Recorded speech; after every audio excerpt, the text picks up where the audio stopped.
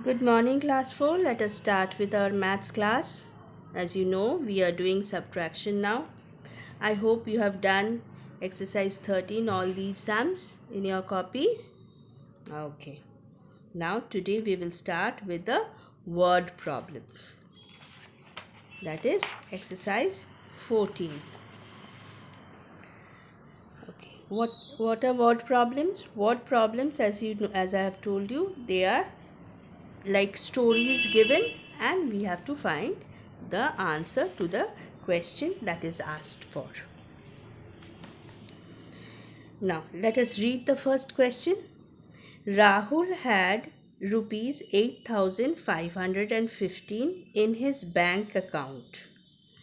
If he withdrew means taken out, rupees 3,980 for buying a carpet, how much money is left in his account? So this is the amount he has in his bank and he has taken out this amount. So what is left?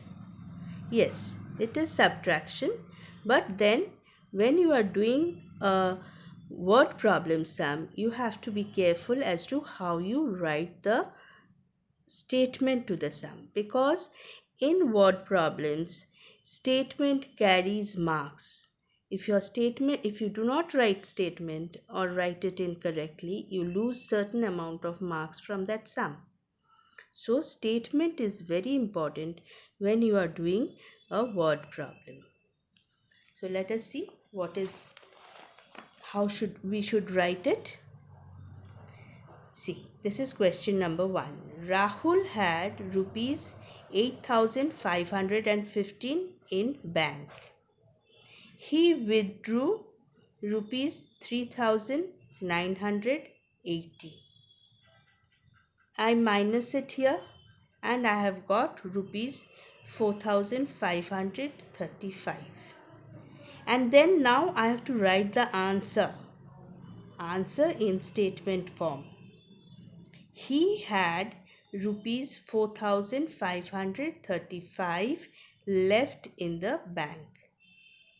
So this is the statement, this is the answer, this is the sum of the question. So there are 3 parts to it and 3 parts will separately carry marks. So everything should be there in a problem sum when you are answering the problem sum. Let us see what is the second sum about. The second sum is Anuj is a good cricket player. He requires 185 more runs to score a total of 5,000 runs. How many runs has he scored so far? Write the number sentence, that is, write the answer in the sentence form. So how we should write it? Statement: Anuj wants to score 5,000 runs. He requires more 185 runs. You minus it and you get 4,815.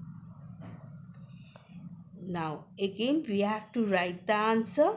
He had scored so far 4,815 runs. This is how you should write a statement and do the sums.